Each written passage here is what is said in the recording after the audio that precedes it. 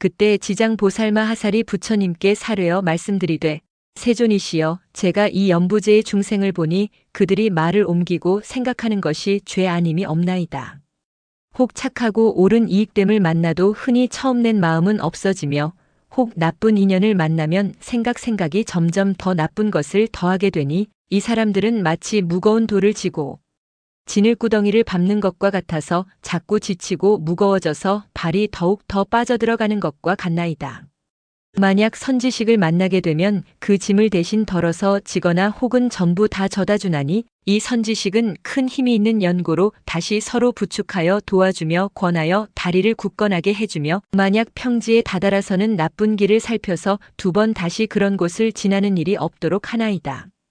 세존이시여, 악을 익히는 중생은 하찮은 것으로부터 문득 한량 없는 곳까지 이르나니 이 모든 중생이 이와 같은 습성이 있으므로 임종시에 다다라서는 남녀 권속들이 마땅히 그를 위하여 복을 베풀어서 앞길을 열어주되 혹 불상 및 모든 성상에 공양하며 내지불, 보살과 벽지불을 염하면서 그 명호를 하나하나 분명히 불러서 임종하는 사람의 귀에 들어가고 그 본식에 밝히도록 하면 이 모든 중생의 지은 바 악업으로 반드시 악도에 떨어지게 되었더라도 이 권속들이 그를 위하여 짓는 인연공덕으로 그가 지은 갖가지 죄가 모두 소멸될 것이오며 만약 그가 죽은 뒤 다시 7.7일 안에 능히 여러 가지 공덕을 지어주면 이 모든 중생으로 하여금 영원히 악도를 여의고 인간과 천상에 태어나서 수승하고 묘한 낙을 받을 것이며 현재 권속도 이익이 한량 없는 것이니 이런 고로 제가 이제 부처님을 모시고 천룡팔부와 인간과 인간 아닌 무리들을 대하여 저 연부제 중생에게 권하되 임종하는 날에 삼가산 목숨을 죽이거나 악한 인연을 짓지 말며 귀신과 도깨비들에게 제사하여 구하지 말라고 하나이다. 왜냐하면 이 살생하는 일과 내지 귀신에게 제사하는 일이 털끝만큼도 죽은 사람에게 이익됨이 없으며 죄업만 더욱 더 깊고 무겁게 짓도록 하는 것이니 설사 내생이나 혹은 현생의 성현의 명분을 얻어서 인간과 천상에 태어나게 되었더라도 임종할 때 권속들이 악한 행을 행하면 이 죽은 사람에게 재앙과 화가 되어서 이명을 마친 사람이 여러 가지 일에 분별을 짓느라고 좋은 곳에 태어나기가 늦어지거늘 어찌 하물며 임종하는 사람이 살아있었을 때 조그만한 선근도 없다면 그 스스로 지은 업에 의하여 스스로 악도에 떨어지게 될 것이니 이에 어찌 살아있는 권속들이 다시 업을 더하게 할 것인가. 마치 그것은 어떤 사람이 있어 먼 길을 오는데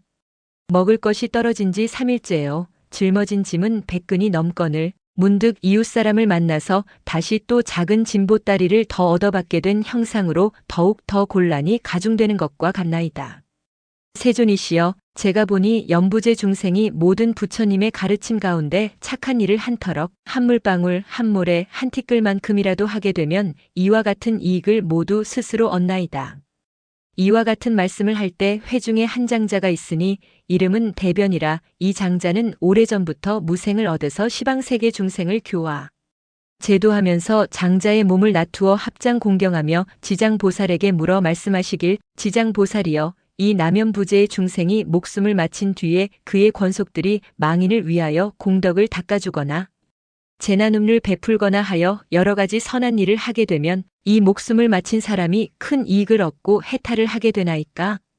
지장보살이 말씀하여 대답하시되 장자여, 내가 지금 미래 현재 일체 중생들을 위하여 부처님의 위실력을 이어서 간단히 이 일을 설하노니 장자여, 미래 현재 모든 중생들이 명을 마칠 때 다다라서 한 부처님의 이름이거나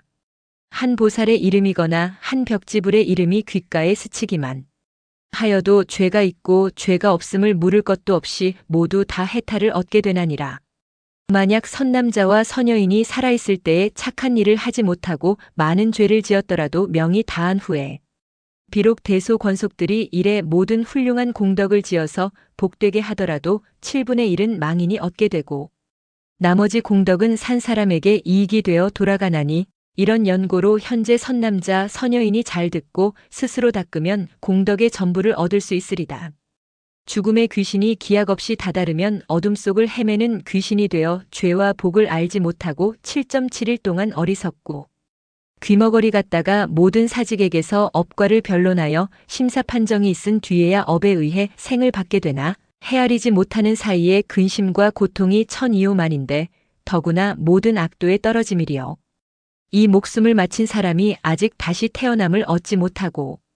7.7일 안에 있을 때 생각에 모든 골육권속이 복을 지어 구원해 주기만 바라다가 이날 7.7일이 지난 후에는 업에 따라 벌을 받게 되니 그가 만약 죄 많은 중생이라면 1100세가 지나더라도 해탈할 날이 없을 것이며 만약 그가 오무간 죄로 큰 지옥에 떨어지게 되면 천겁 만겁토록 영원히 고통이 끊일새가 없나이다. 또 장자여, 이와 같은 죄업 중생은 목숨을 마친 뒤에 골육권속이 그를 위하여 제를 지내어 그의 업의 길을 도와주되 제식을 마치기 전이나 제를 지내는 동안에 쌀뜨물, 나물, 잎사귀 등을 함부로 땅에 버리지 말며 모든 음식을 부처님이나 스님께 올리기 전에 먼저 먹지 말지니라. 만약 이를 어기어 먹거나 또는 깨끗하게 힘쓰지 않으며 이 목숨을 마친 사람이 힘을 얻지 못하리라. 만일 깨끗하게 힘써서 청정함을 갖추어 부처님, 스님네께 올리면 이 목숨을 마친 사람이 그 공덕의 7분의 1을 얻으리라. 일러므로 장자여, 연부제 중생이 능히 그 부모나 권속을 위하여 목숨을 다한 뒤에 제를 베풀어 공양하되 지극한 마음으로 부지런히 정성껏 하면 산 사람도 죽은 사람도 모두 다 이익을 얻게 되리라. 이 말씀을 하실 때 도리천궁에 있던 1000만억 나유타 연부제의 귀신이 다 한량없는 보리심을 바라였고 대변 장자는 환희심으로 가르침을 받들고 예배하고 물러갔느니라.